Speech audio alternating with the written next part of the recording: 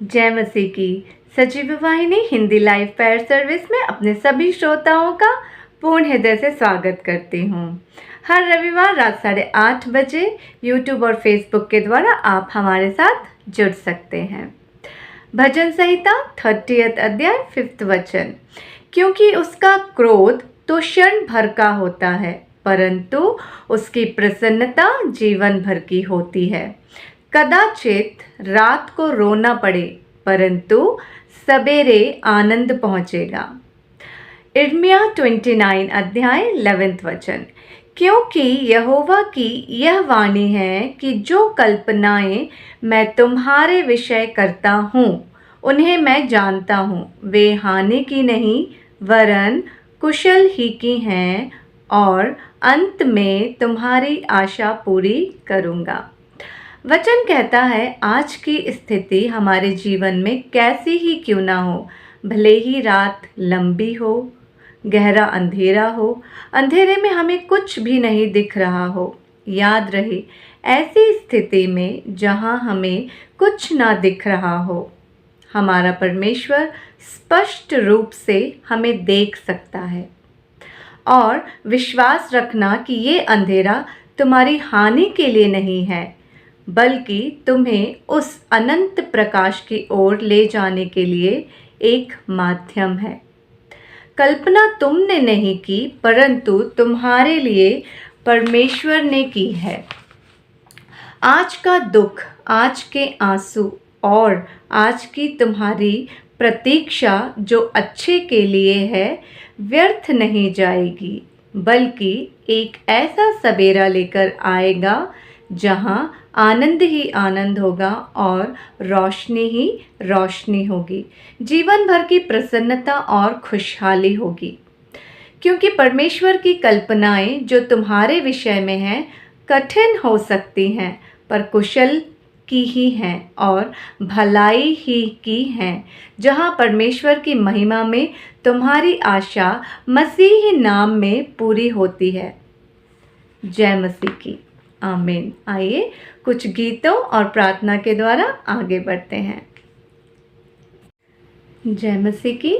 आइए प्रार्थना करें। सर्वशक्तिमान पिता परमेश्वर, धन्यवाद करते हैं आपके परिशुद्ध और पवित्र नाम का। प्रभु, आपने हमें मौका दिया कि एक बार फिर आपकी शरण में हम प्रार्थना कर सकें, विनती कर सकें, आपसे जुड़ सकें और आपकी शरण में हम आ सकें। प्रभु, इस समय के लिए हम आपके नाम का लाख लाख धन्यवाद करते हैं। प्रभु, सजीव वाहिनी एंड टीम हम सब मिलकर प्रभु इस समय में आपसे विनती करते हैं उन लोगों के लिए प्रभु जो अंधेरे में खो गए हैं, भटक गए हैं प्रभु, जो वापस प्रभु सही रास्ते पर नहीं आ पा रहे हैं। प्रभु, सच में प्रभु आप अपनी परिशुद्ध आत्मा को प्रकट करिए प्रभु, उन लोगों का हाथ थामिए प्रभु जो अपनी राह से भटक गए हैं। प्रभु, एक अच्छा जीवन, एक उज्जवल भविष्य उन सब पर प्रभु हमारी प्रार्थनाओं के द्वारा, वचन के द्वारा, गीतों के द्वारा आज इस समय आप प्रभु सब पर प्रकट करें प्रभु, क्योंकि हम जानते हैं, हम मानते हैं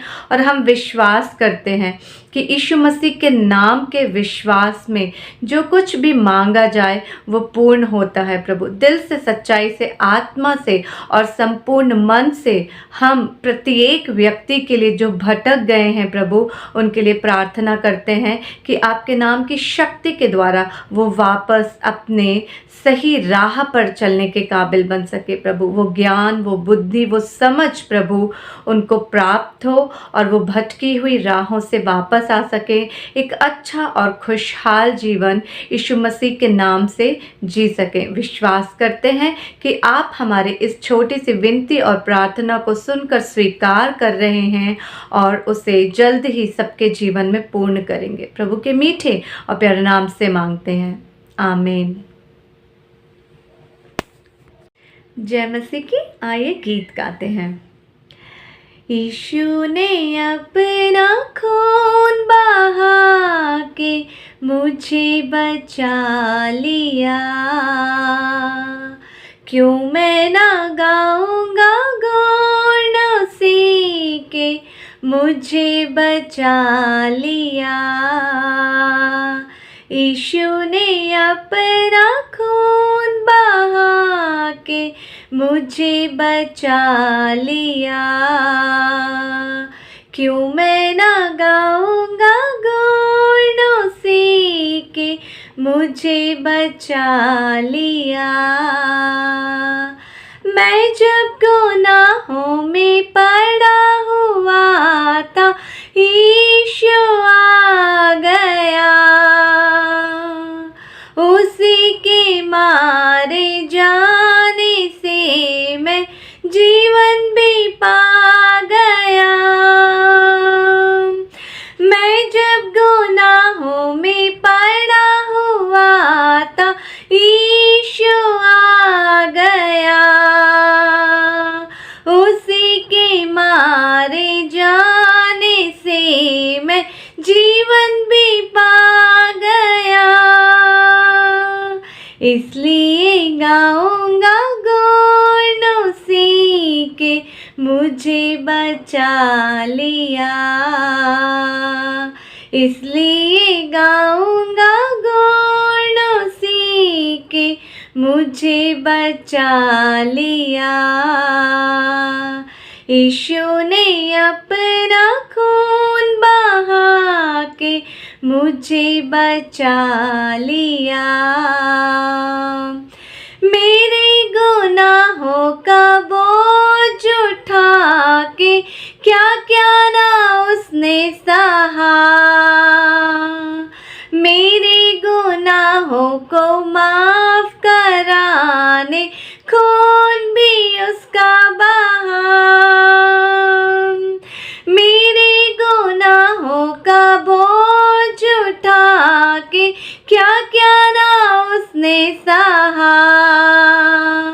मेरे गुनाहों को माफ कराने खून भी उसका बहा।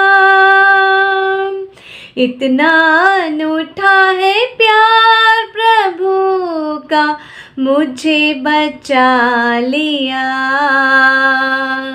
इतना अनूठा है प्यार प्रभु का, मुझे बचा लिया। क्यों मैं ना गाऊंगा गुण उसी के मुझे बचा लिया। यीशु ने अपना खून बहा के मुझे बचा लिया। सेवा करेंगे प्यारे प्रभु की, जैसा कि उसने कहा। मर भी मिटेंगे प्यारे प्रभु में, जैसा कि उसने सहा। सेवा करेंगे प्यारे प्रभु की, जैसा कि उसने कहा। मर भी मिटेंगे प्यारे प्रभु में, जैसा कि उसने सहा। हरदम हम गाएंगे गीत उसी के, हमें बचा लिया। हरदम हम गाएंगे गीत उसी के, हमें बचा लिया। यीशु ने अपना खून बहा के मुझे बचा लिया। यीशु ने अपना खून बहा के हमें बचा लिया। हमें बचा लिया। जय मसीह की। जय मसीह की प्रिय भाइयों बहनों, आशा करता हूँ आप सब लोग अच्छे होंगे। आज के संदेश के लिए हम लूका उसके चौथे अध्याय में जाएंगे और उसकी पहली 14 आयतें पढ़ेंगे। यहाँ पर उस समय का वर्णन हो रहा है जब प्रभु यीशु मसीह बपतिस्मा के बाद यरदन से पवित्र आत्मा से भरे हुए लौट के आ रहे थे। तब आत्मा के सिखाने से वो जंगल में गए थे और जंगल में जाने के बाद वहां पर 40 दिन तक उन्होंने कुछ खाया नहीं था। और वहां पर उन 40 दिनों पर शैतान उनकी परीक्षा लेता रहा। तो इन 14 आयतों में उस बारे में लिखा हुआ है कि किन वो 40 दिन पूरे होने के बाद फिर शैतान ने क्या 3 परीक्षाएं ली और उन पर कैसे प्रभु यीशु ने विजय प्राप्त करी। और उसके बाद जब प्रभु यीशु मसीह वहां से वापस आए तो कैसे उनके ऊपर आत्मा का एक नया सामर्थ था। और उस आत्मा के नए सामर्थ से फिर वो गलील में लौटे और उनकी चर्चा जो है आसपास सारे देश में फैल गई थी। और ये पद जो है ये बहुत महत्वपूर्ण हमारे लिए इसलिए भी है क्योंकि ये दिखाते हैं कि प्रभु यीशु मसीह की सेवकाई की शुरुआत कैसे हुई थी। और इसी के बाद हम पढ़ते हैं कैसे प्रभु आराधनालयों में जाया करते थे और बीमारों को चंगाई दिया करते थे और उनकी सेवकाई की शुरुआत हुई थी। तो आइए हम पहले इन आयतों को पढ़ते हैं और उसके बाद इन पे अध्ययन करेंगे। और लूका उसका 4 अध्याय और पहली आयत से पढ़ रहा हूँ। यीशु पवित्र आत्मा से भरा हुआ यरदन से लौटा और 40 दिन तक आत्मा के सिखाने से जंगल में रहा और शैतान उसकी परीक्षा करता रहा। तो यहाँ से दिख पता चलता है हमें कि वो 40 दिन ऐसा था कि शैतान प्रभु की परीक्षा कर रहा था। पर हमारे लिए जो है वो आखिरी की 3 परीक्षाओं के बारे में लिखा हुआ है। दूसरी आयत में लिखा है कि उन दिनों में उसने कुछ ना खाया और जब वे पूरे हो गए तो उसे भूख लगी। तो यहाँ से ऐसा भी लगता है कि प्रभु ने उन दिनों कुछ पिया तो था पर परंतु कुछ खाया नहीं था क्योंकि यहाँ लिखा हुआ है ना कि वो दिन पूरे होने के बाद उनको भूख लगी। तीसरी आयत में लिखा है कि और शैतान ने उनसे आकर कहा, यदि तू परमेश्वर का पुत्र है तो इस पत्थर से कह कि रोटी बन जा। यीशु ने उत्तर दिया कि लिखा है, मनुष्य केवल रोटी से जीवित ना रहेगा।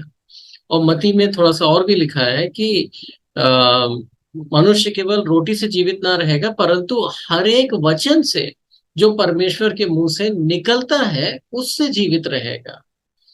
तो ये पहली परीक्षा थी।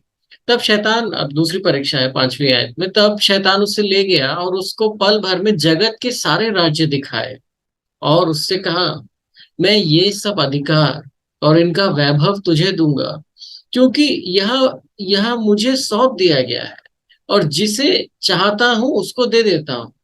इसलिए यदि तू मुझे प्रणाम करे तो यह सब तेरा हो जाएगा।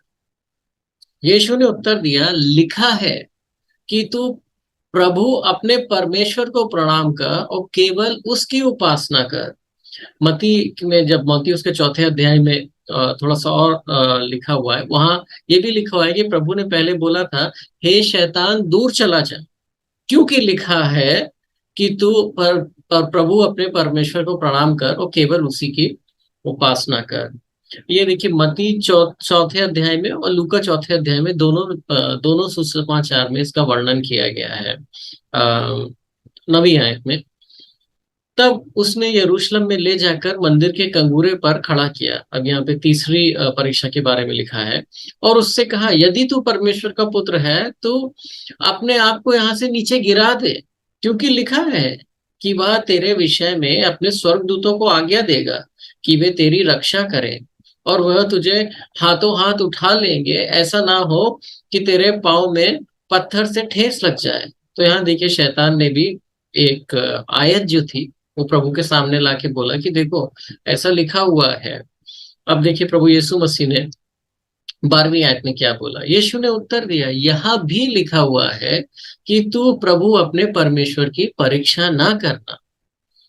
13वीं आयत, जब शैतान सब परीक्षा कर चुका था तो कुछ समय के लिए उसके पास से चला गया। तो देखिए कैसे प्रभु ने शैतान पे विजय प्राप्त करी उसकी सारी परीक्षाओं पे, और शैतान हार कर चला गया। पर यहाँ ऐसा नहीं है कि हमेशा के लिए चला गया, कुछ समय के लिए चला गया, फिर कुछ ऐसे एक अवसर को ढूंढ रहा था जब फिर से प्रभु की परीक्षा ले सके। पर यहाँ पे प्रभु विजयी हुए। और 14वीं आयत में लिखा है, फिर यीशु आत्मा के सामर्थ से भरा हुआ गलील को लौटा और उसकी चर्चा आसपास के सारे देश में फैल गई। मती ने यह भी लिखा है कि जब शैतान चला गया था तो स्वर्गदूत प्रभु यीशु मसीह के पास आए थे और उन्होंने प्रभु की सेवा करी थी। तो देखिए इन आयतों से बहुत कुछ हमें सीखने को मिलता है। सबसे पहले आपके सामने ये प्रश्न लाना चाहूंगा कि देखिए, प्रभु यीशु मसीह की भी परीक्षाएं हुई थी। ऐसा नहीं था कि प्रभु यीशु मसीह जब यहाँ पर धरती पर आए तो वो हमारे जैसे नहीं बिल्कुल बने, है ना। वो बिल्कुल हमारे जैसे बन गए, क्योंकि अगर वो परमेश्वर के रूप में आए होते तो उनकी कभी परीक्षा नहीं हो सकती।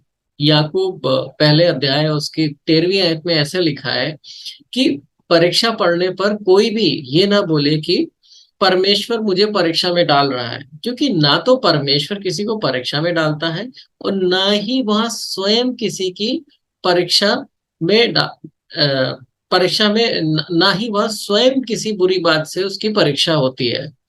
तो क्या है, देखिए, परमेश्वर को बुरी बातों से परीक्षा नहीं पड़ती है। पर प्रभु यीशु मसीह ने क्या किया, उन्होंने बिल्कुल हमारे जैसा स्वरूप धारण कर लिया, बिल्कुल मनुष्य की समानता में आ गए।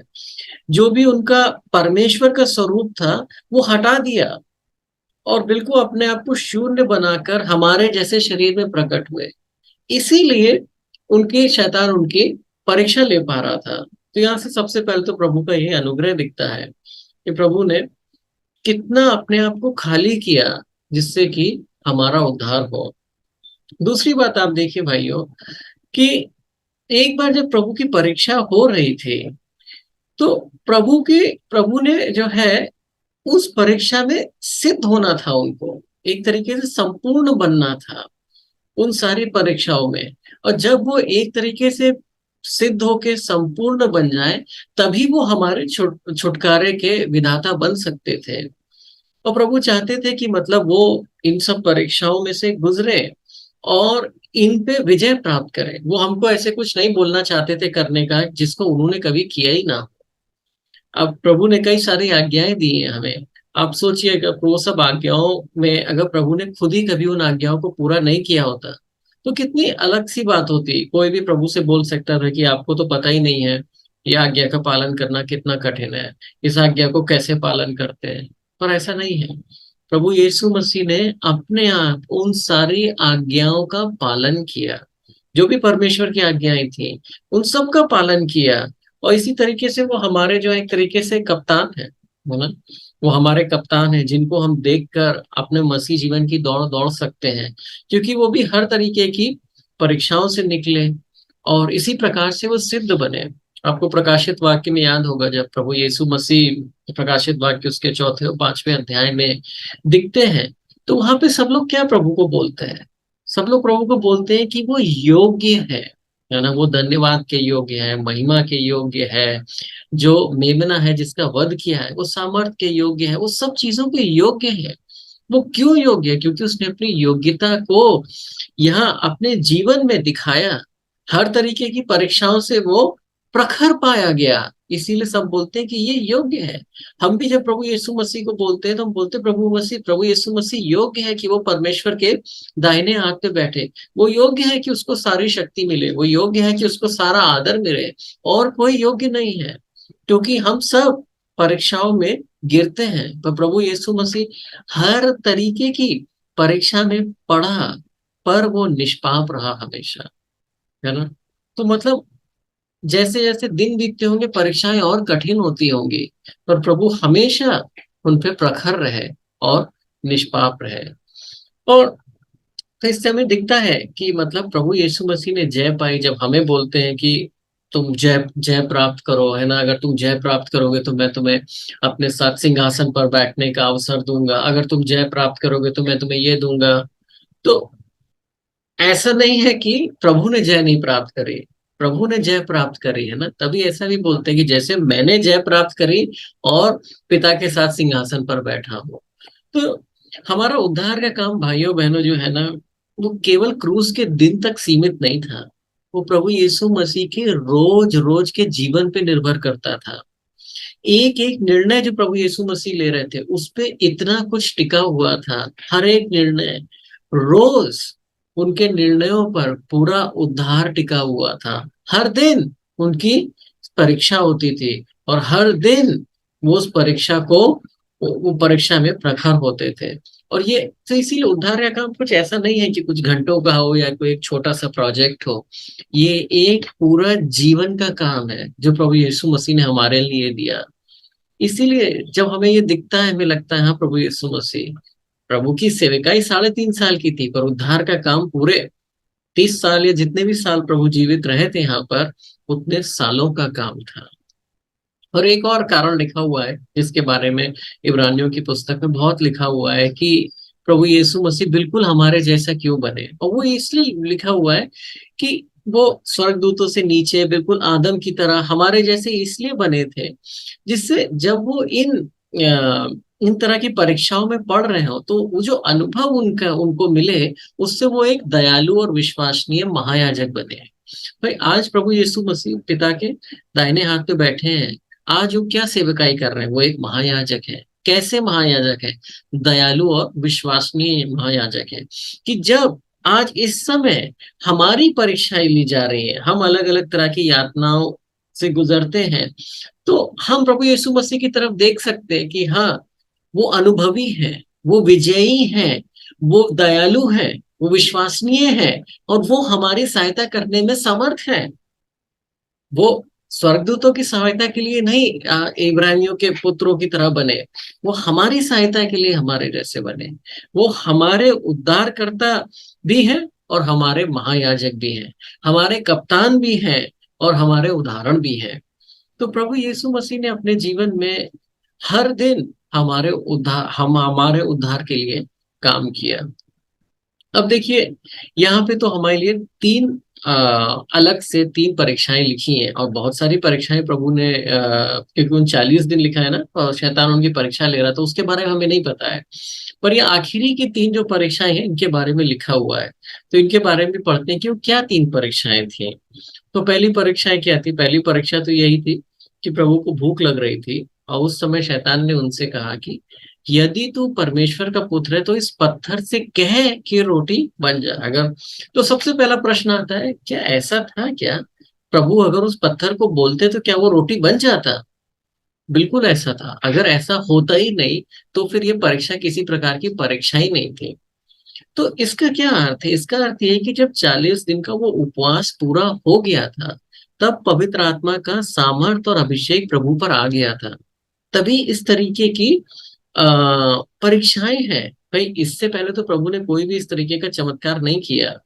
तो अब प्रभु को वो सामर्थ आ गया था, वो अभिषेक आ गया था। इसीलिए शैतान ने जब देखा तो बोला कि अब तुम इस सामर्थ का इस्तेमाल करके इस पत्थर को रोटी बना सकते हो। तो अब दूसरा प्रश्न आता है, तो क्या ये गलत था क्या? अब देखिए, पत्थर को रोटी में बनाना पाप नहीं है ना? और प्रभु को भूख लगी थी, वो भी कोई गलत नहीं है। पर क्या गलत था कि वो बोल कौन रहा था करने को? कौन बोल रहा था? शैतान बोल रहा था करने को। तो इसलिए प्रभु ने उसको नहीं किया, है ना? कि जो सामर्थ परमेश्वर ने उन्हें दिया है, वो केवल अपने लिए प्रभु नहीं इस्तेमाल करना चाहते थे, है ना? जो आत्मा का सामर्थ था वो केवल अपने लिए नहीं, दूसरों के लिए भी। तभी प्रभु ने बोला कि ऐसा नहीं है कि मुझे भूख लगी है तो मुझे कुछ हो जाएगा, क्योंकि लिखा है, ऐसा लिखा है कि मनुष्य केवल रोटी पर नहीं जीवित रहता है। इसका ये अर्थ है कि जो हमारा जीवन आता है ना, वो हमारी आत्मा से आता है। जो परमेश्वर का जीवन हमारी आत्मा में वहां से आता है। रोटी हमारे शरीर को जीवित रखती है, पर केवल वो नहीं है। आत्मा से ऐसा सामर्थ्य आ सकता है जो हमारे शरीर को जीवन दे सकता है। तो प्रभु ने बोला कि मनुष्य केवल रोटी से जीवित नहीं रहेगा, परंतु हर एक वचन जो परमेश्वर के मुंह से निकलता है। तो यह किस तरीके की परीक्षा? ये यही परीक्षा है कि मतलब जो परमेश्वर ने हमें दिया है, हम उसको अपने स्वार्थ के लिए इस्तेमाल करें। जो परमेश्वर ने हमें दिया है वो सबके भले के लिए दिया है, केवल अपने स्वार्थ के लिए नहीं दिया है। अब जो दूसरी परीक्षा थी, वो दूसरी परीक्षा क्या है? दूसरी परीक्षा ये थी कि प्रभु को एक बहुत ऊंचे स्थान पर शैतान ले गया। और कहाँ ले गया? यरूशलेम में ले गया। और कोई ऐसे, अब भाई यहाँ पे भी हो सकता है आसपास जहाँ प्रभु हो ऊंचे स्थानों पर, वहां नहीं, वो यरूशलेम में ले गया और मंदिर के कंगूरे पर खड़ा किया जहां पर बहुत भीड़ होती है, और उनसे कहा यदि तू परमेश्वर का पुत्र है तो अपने आप को यहाँ से नीचे गिरा दे। अब ये किस प्रकार की परीक्षा है? मतलब क्यों गिरा दे? तो उसने बोला इसलिए गिरा दो क्योंकि अगर तुम गिरा दोगे तो लिखा हुआ है कि फिर परमेश्वर अपने स्वर्गदूतों को आज्ञा देगा कि वो तुम्हारी रक्षा करें, और वो आएंगे और वो तुम्हें अपने हाथ में उठा लेंगे। और ऐसा होगा कि तुम जबकि गिर भी रहे होगे, फिर भी तुम्हारे पाँव में पत्थर से भी एक ठेस नहीं लगेगी। तो अब देखिए यहाँ पे किस प्रकार की परीक्षा है ये अगर प्रभु ऐसा करते और अगर स्वर्गदूत आते, तो सबके सामने वो कितना बड़ा वो बन जाता कि मतलब हाँ देखो, ये परमेश्वर का पुत्र है जो मंदिर के कंगूरे से कूद गया और फिर भी स्वर्गदूतों ने इसको बचा लिया। तो ये इस तरीके की मतलब परीक्षा है कि जब हम अपने आप को दूसरों के सामने बढ़ाना चाहते हैं, उस तरीके की परीक्षा है। और ये शैतान हमेशा लेके आएगा किसी तरीके के ऐसे कार्य करो जिससे तुम दूसरों की आंखों में बढ़ो, परमेश्वर नहीं पर तुम खुद दूसरों की आंखों में बढ़ो। और प्रभु ने उत्तर दिया उसको कि ये भी लिखा है कि तुम अपने प्रभु की परीक्षा ना करना। इसका अर्थ ये है कि अगर तुम गिर जाओगे तो प्रभु स्वर्गदूतों को आज्ञा देगा और बचा लेगा, पर इसका ये अर्थ नहीं है कि हम जाके कूद जाएं, है ना। तो प्रभु ने इस तरीके से शैतान की बात नहीं मानी और दूसरी आयत बताई उसे कि भाई पर प्रभु की परीक्षा नहीं लेना है। और उसके बाद तीसरी परीक्षा क्या थी? तीसरी परीक्षा ये थी कि सारे जगत के राज्य दिखाए थे और उनका सारा वैभव दिखाया था और बहुत कुछ दिखाया होगा। और फिर बोला था ये सब कुछ मैं तुम्हें सौंप दूंगा। मैं जिसको चाहूं उसको दे सकता हूँ, मैं तुम्हें दे दूंगा, बस तुम्हें एक काम करना है कि तुम्हें झुक कर मुझे प्रणाम करना है और ये सब कुछ तुम्हारा हो जाएगा। तो कितना आसान रास्ता था ना, क्रूस पे जाने की कोई जरूरत नहीं है और परमेश्वर की इच्छा करने की जरूरत नहीं है। अगर बस प्रणाम कर दो तो ये सब कुछ तुम्हारा हो जाएगा। तो यही है कि मतलब ये दिखाता है कि जो चीजें चाहिए उनको गलत तरीकों से लेना ये सही तरीका नहीं है ना। अगर अधिकार चाहिए, वैभव चाहिए, उसका सही तरीका क्या है? प्रभु की इच्छा पे चलना और मेहनत करना। और प्रभु के लिए क्या था तरीका? कि उन्हें क्रूस पे जाना था, वो इच्छा थी, वो मार्ग था, पर उस मार्ग की जगह एक आसान तरीका, एक शॉर्टकट, एक गलत तरीका करके किसी तरीके से वो ले लेना। तो ये परीक्षा थी। पर प्रभु ने क्या किया? प्रभु ने बोला कि केवल मैं परमेश्वर को ही प्रणाम करूंगा और परमेश्वर ही मुझे वो राज्य दिलाएगा, केवल उसी की मैं सेवा करूंगा, केवल उसी की मैं उपासना करूंगा।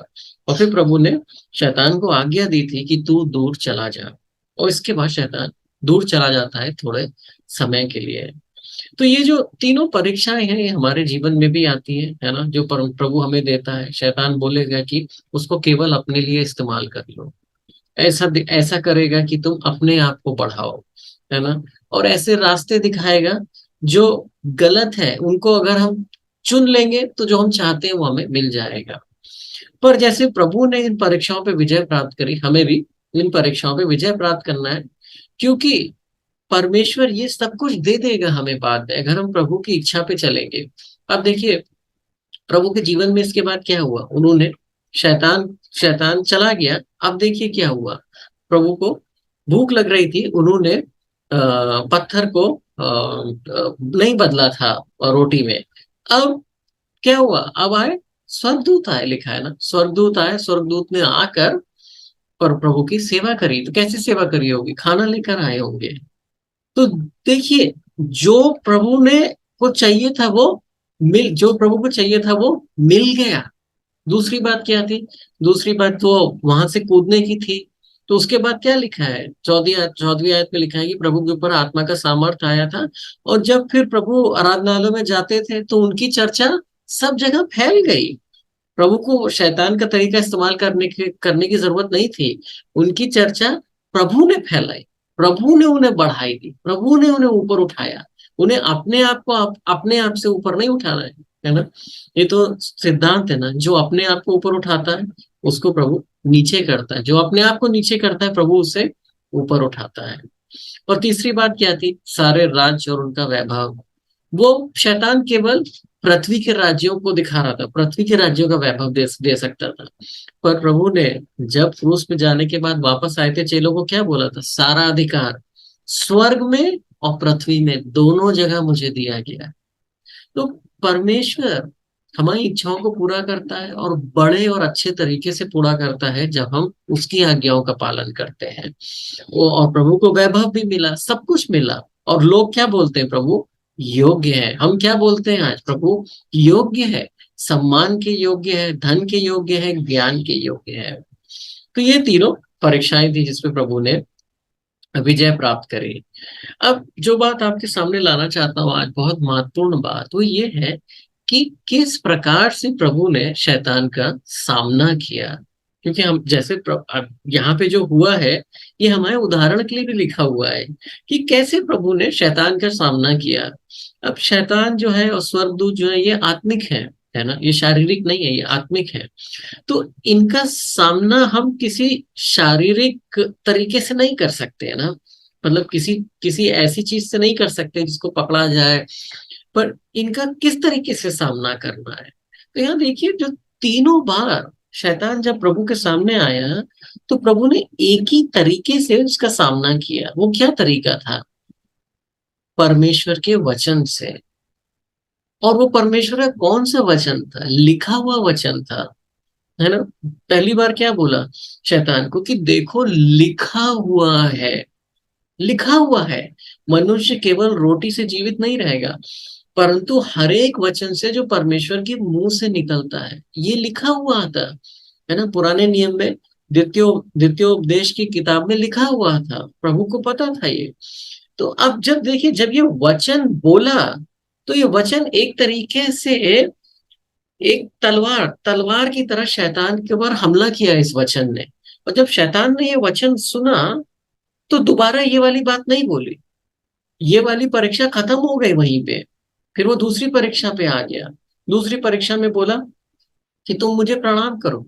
फिर प्रभु ने बोला कि ऐसा लिखा है, तुम अपने प्रभु परमेश्वर को ही प्रणाम करना, और केवल उसकी उपासना करना।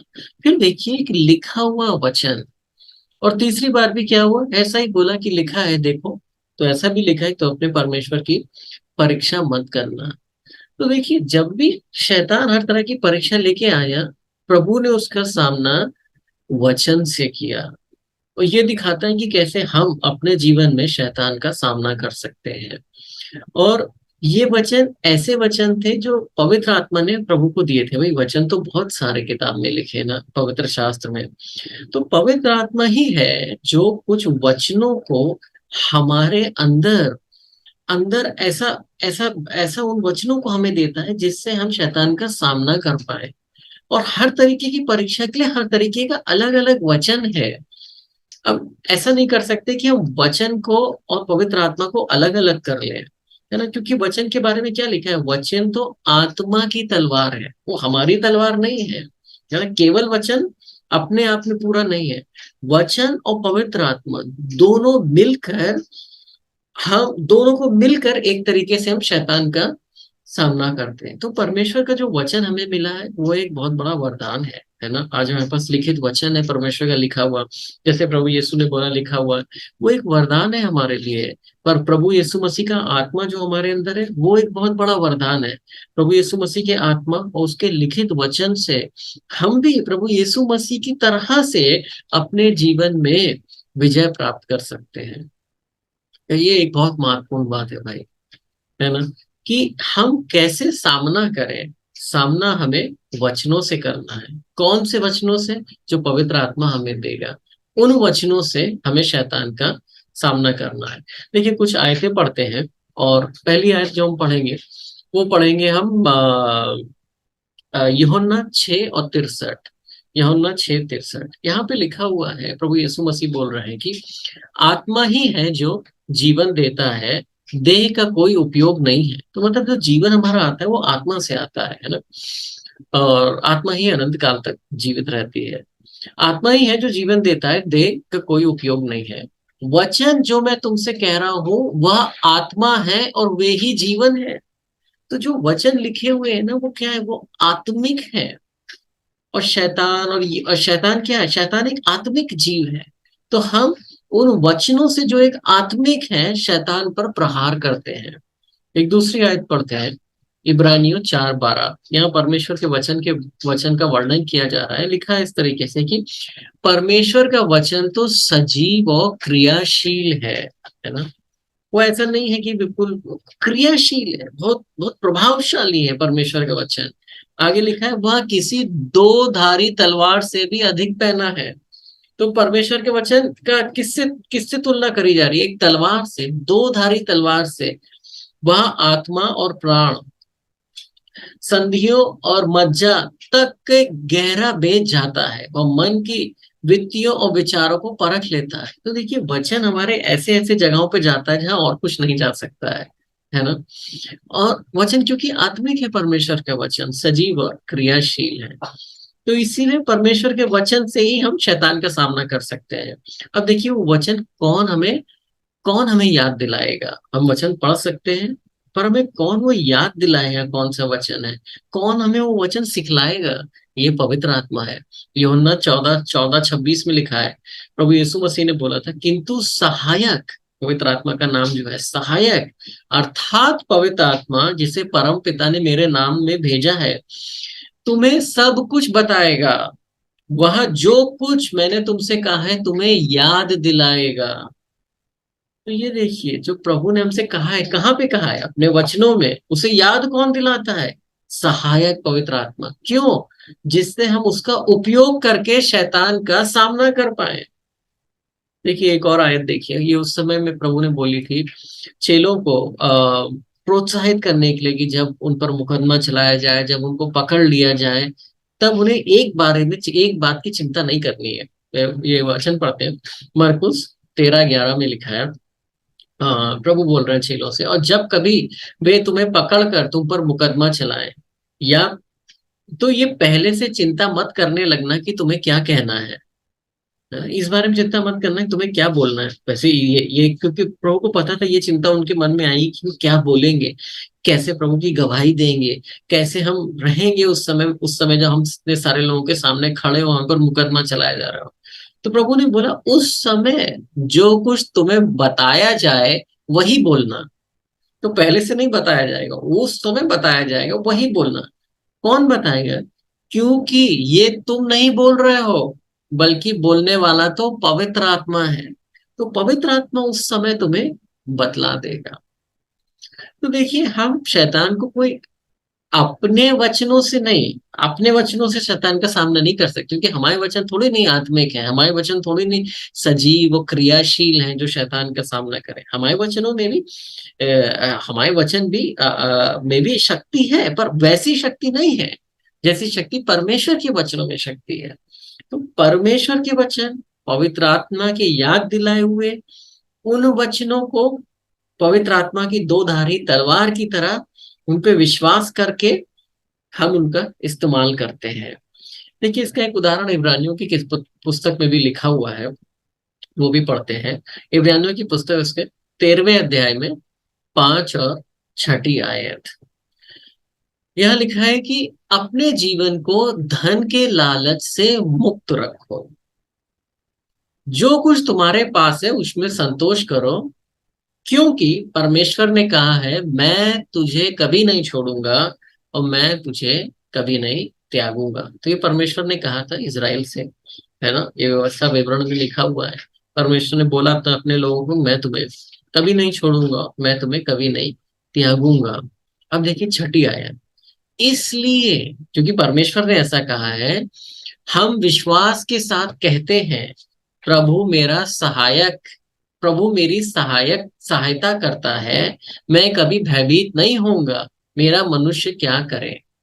तो देखिए, क्योंकि परमेश्वर ने कुछ अपने वचन में बोला है, इसलिए हम बोल सकते हैं। अगर परमेश्वर ने नहीं बोला है तो हम नहीं बोल सकते हैं। तो हम शैतान के सामना किस किस आधार पर करते हैं? जो परमेश्वर ने हमसे बोला है उसी को। अब ये जरूरी नहीं कि हम वही वही शब्द इस्तेमाल करें, पर उसका वो जो भी हम बोल रहे हैं वो विश्वास हमारा परमेश्वर के वचन पे। अब यहाँ देखिए, परमेश्वर ने बोला क्या था? मैं तुम्हें कभी नहीं छोड़ूंगा, मैं तुम्हें कभी नहीं त्यागूंगा। पर हम विश्वास से क्या बोल रहे हैं? प्रभु फिर हमारे साथ है, हमारा सहायक है, इसलिए मैं भयभीत नहीं होऊंगा। हमारा विश्वास किस पे? लिखे हुए वचन पे। जो हमने बोला क्या है? हमारी समझ उस वचन की बोली है ना। तो इस तरीके से हम देखते हैं वचन और पवित्र आत्मा से हम शैतान का सामना करते हैं। अब देखिए एक और बहुत महत्वपूर्ण बात है, वो ये बात है कि हमें उस वचन को बोलना है, उस वचन को बोलना भी है। केवल उस पर विश्वास करना और जानना नहीं है। प्रभु यीशु मसीह ने कैसे सामना किया? प्रभु यीशु मसीह ने बोल के सामना किया। परमेश्वर का वचन तभी काम करता है शैतान के विरुद्ध जब हम उसको अपने मुंह से बोलते हैं। दो दो बातें हैं ना, एक तो अपने मन में उसका विश्वास करते हैं और फिर उसको अपने मुंह से बोलते हैं। जो जो दो धारी तलवार है वो हमारे मुंह से निकलती है। ऐसा नहीं कि केवल हमारे हृदय में हमारे मन में है, उसे हमें बोलना है भाइयों। ये बहुत आवश्यक है। प्रभु यीशु मसीह ने क्या किया? बोला शैतान को ऐसा। तो बोलना है उन वचनों को हमें। अब देखिए जब हमारा उद्धार होता है, रोमियो की किताब में लिखा हुआ है इसके 10वें अध्याय में, यहाँ आपको दिखाना चाहता हूँ कैसे मन में विश्वास करना और मुंह से बोलना दोनों चीजें कितनी जुड़ी हैं।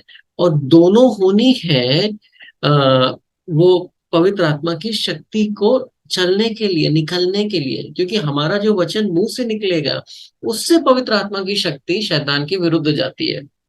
आइए पढ़ते हैं वो आयतें। रोमियो 10 रोमियो 10वां अध्याय और 8 से 10। 8वीं आयत में क्या लिखा है? शास्त्र का यह कहना है, वचन तेरे पास है, तेरे होठों पर है और तेरे मन में है। पहले वचन कहाँ पे है? पहले वचन तो लिखा हुआ है ना? वो लिखा हुआ है। लिखा हुआ होने के बाद जब हम उसे पढ़ते हैं, पवित्र आत्मा हमें उसे समझाता है, तो वो दो जगह होता है। कहाँ, किन दो जगह होता है? हमारे होठों पर और हमारे मन में। अब ये दोनों जगहों पे दोनों जगहों का काम करना है। यानी विश्वास का यह वचन जिसका हम प्रचार करते हैं कि यदि तू अपने मुंह से कहे, क्या लिखा है? मुंह से कहे यीशु मसीह प्रभु है, पहली बात। और दूसरी बात, तू अपने मन में विश्वास करे कि परमेश्वर ने उसे मरे हुए से जीवित किया है, तो तेरा उद्धार हो जाएगा। आप देख रहे हैं, मन में विश्वास, मुंह से कहे। 10वीं आयत में क्या लिखा है? क्योंकि अपने हृदय के विश्वास से व्यक्ति धार्मिक ठहराया जाता है और अपने मुंह से उसके विश्वास को स्वीकार करने से उसका उद्धार होता है। तो हृदय सॉरी, हृदय का विश्वास और मुंह से उसका अंगीकार, मुंह से उसे बोलना है। तो ये बात बहुत जरूरी है भाइयों। प्रभु यीशु मसीह ने केवल मन में नहीं रखा, मन में नहीं रखा, उसे शैतान को बोला, हमें उसे बोलना है। एक और आयत पढ़ते हैं, दूसरा कुरिन्थियों 4:13। दूसरा कुरिन्थियों 4:13 में पौलुस ने ऐसा लिखा है कि शास्त्र में लिखा है, मैंने विश्वास किया इसलिए मैं बोला। ऐसा लिखा हुआ था भजनों में।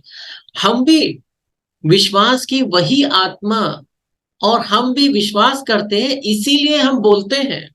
अब देख रहे हैं, विश्वास किया इसलिए हमने बोला। पौलुस बोल रहा है हम भी विश्वास करते हैं और उसी विश्वास की आत्मा से, क्योंकि हम विश्वास करते हैं, हम बोलते हैं।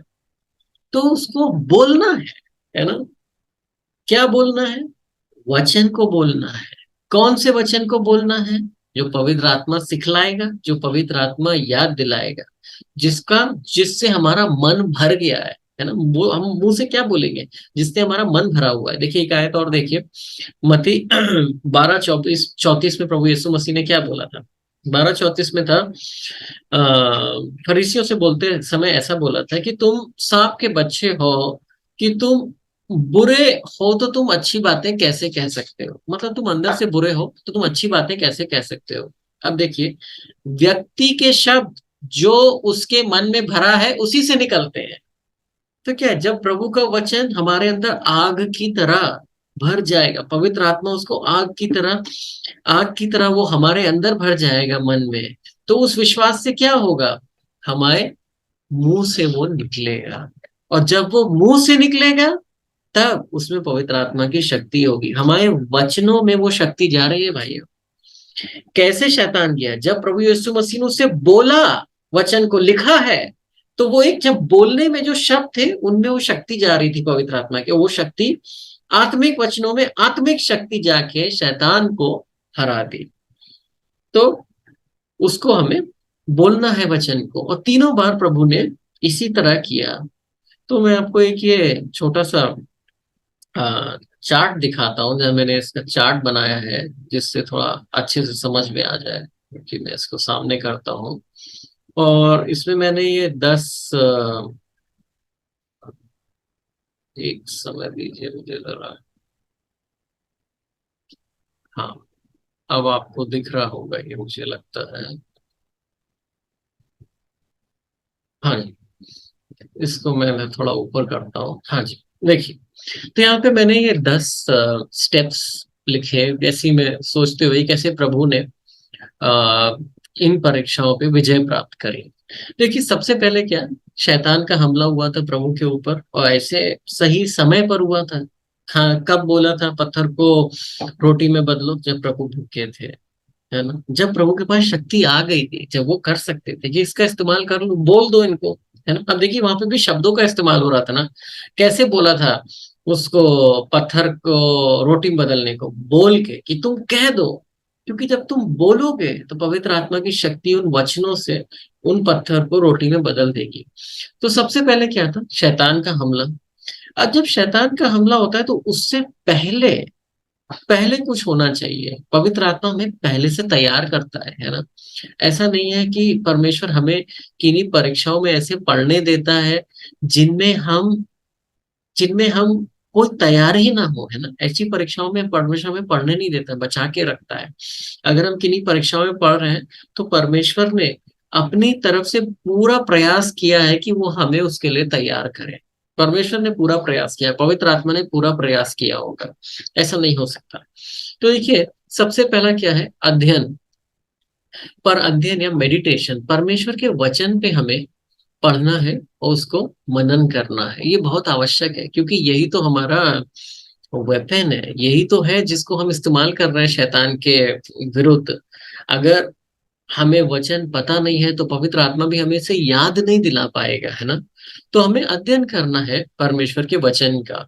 जैसे भी आप करते हो, है ना, उसका अध्ययन करिए परमेश्वर के वचन का, और उसमें देखिए क्या आज्ञाएं हैं, क्या प्रतिज्ञाएं हैं। दोनों ही चीजें पे ध्यान दीजिए, है ना। परमेश्वर के वचन का अध्ययन ये बहुत आवश्यक है। परमेश्वर का वचन बीज है, परमेश्वर का वचन दोधारी तलवार है।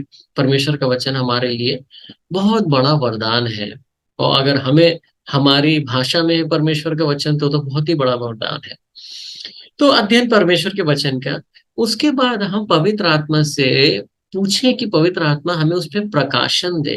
देखिए, केवल अपने आप पढ़ के हम परमेश्वर के वचन को तलवार की तरह नहीं इस्तेमाल कर सकते, है ना। पढ़ के क्या है, केवल क्या होगा, पढ़ के जैसे और सब्जेक्ट पढ़ते हैं, फिजिक्स केमिस्ट्री, हमें उसका ज्ञान आ सकता है ना।